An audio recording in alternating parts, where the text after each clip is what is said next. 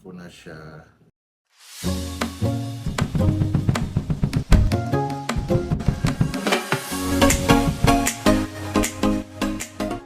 Hello guys, ito na po yung avocado na galing ng Bataan, yung dala namin ni Nanay Esper. So nahinog na yung dalawa ko.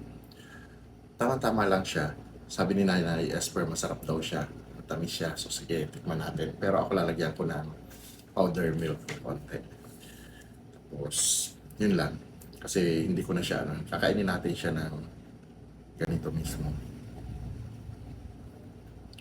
Hindi ko na siya tinanggal or ano pa sa bowl. Pero ano siya, pinalamig ko po siya, naka-rep siya para mas masarap.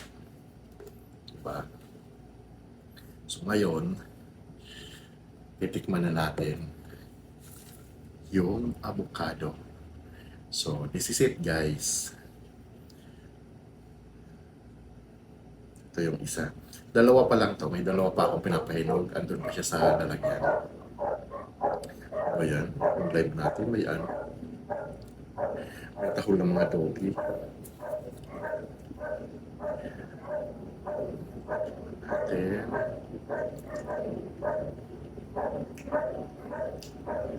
Okay. Hindi ko na siya nilagyan ng asukal ah. Tama ano ni Nanay. Sarap yung yung avocado. Ang ano lang kasi, pansin namin, hindi matigas yung avocado nung napitas. Siguro ito yung sa bandang baba. Kasi nung nakita namin sa puno, ang dami pang bunga na medyo mas matitigas na nasa taas. Pero, kanya rin siya. Diba? Super healthy kasi hindi ako naglagay ng asukal. May konting ano lang. Konting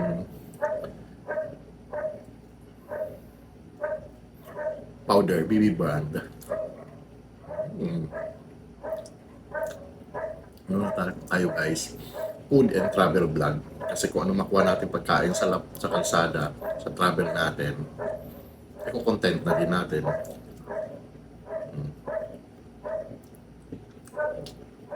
Alam natin guys kung gaano ka-healthy ang avocado.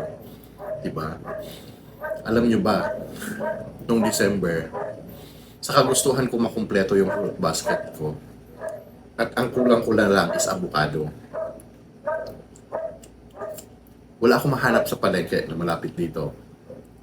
So pumunta ako ng market. For sure, makakabili ako kasi meron doon fruit section. And of course, yes, nakabili ako. Nakakita ako. Pero guys, alam niyo kung magkano? Ay, ang sarap niya. Yung parang lagkit niya. Yung binili ko nung December na avocado guys, isang piraso. Isang piraso siya. 600 pesos. Yung isang piraso ng avocado na binili ko nung December. Siyempre, inabang-abangan ko na maging maayos siya, mahinog siya. Kasi kailangan ko siyang kainin. Itatapon ko ba yung ganong halaga? Nakain ko naman. Pero guys, di ba? Tapos sa probinsya, tayo halos hindi natin pinapansin ang avocado ng panahon. Kasi nga, di ba, alam na natin, sasabihin ng mga bata, ay, ba, pag gumawa ka ng avocado ice candy, ayaw nila kasi, pero hindi nila alam ang presyo niya ngayon. Grabe. Kahit ngayon, 180 per kilo. Ilang piraso? 4, 5? Makabi mo ng 200 divided by 5. Magkano isa? 40 pesos? 50? Grabe guys. Yung hindi natin pinapansin, yun na rin yung ano ngayon, yung healthy pagkain, hindi nyo pinapansin. Tapos nung naging mahal, lahat tayo nagkukumaho, gusto natin kumain ng avocado. Diba? Kasi, inano pa siya ng mga dietitian. Kasama siya sa diet. Diba? Napakagandang diet ng avocado.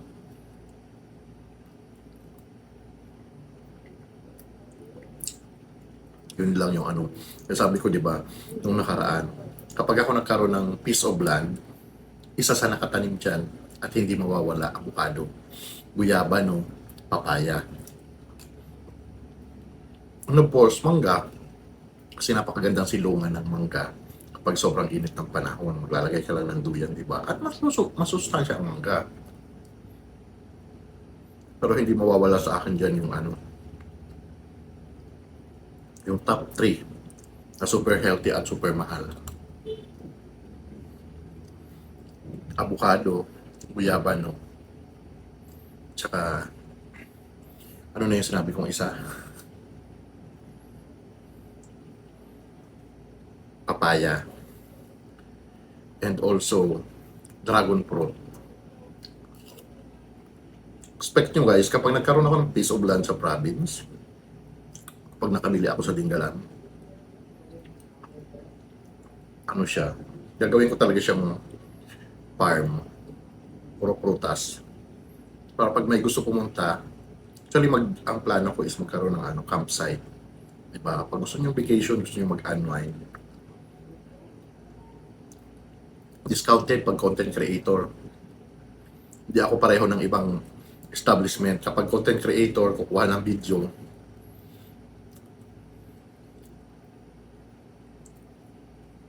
ba yan, mas mabi?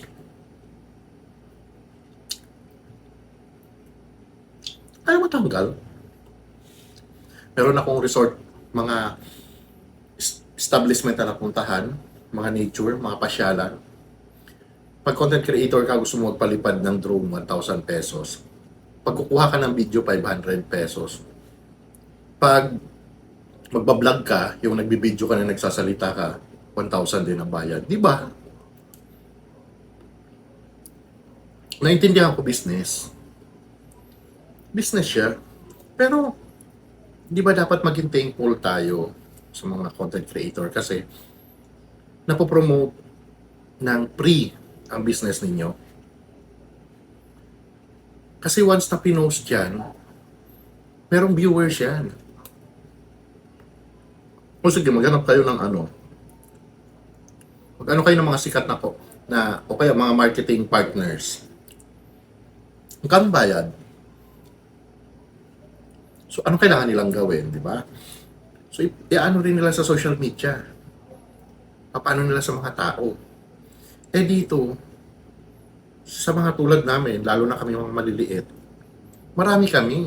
Di ba? O, nasaan na tayo napunta? O, ito na po yung last avocado. Ang sarap niya. Girly.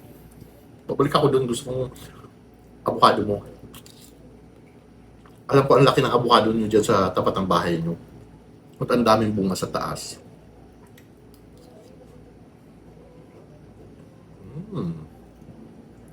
Ang ano niya, sobra. From ano po ito? From Bagak, Bataan. Ang tawag doon? Yung malagkit.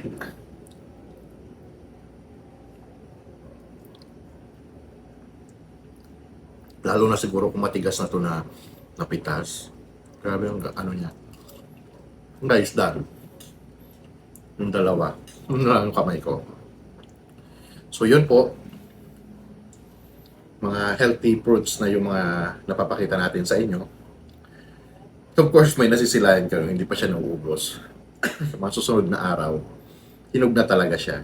Hindi na siya yung matigas pa. So yan guys. Lagi tayong kumain ng prutas. Lalo na avocado, papaya, guyaba, no? Yung mga healthy fruits po. So, yan po. Thank you for watching. And don't forget to comment and share. Bye-bye!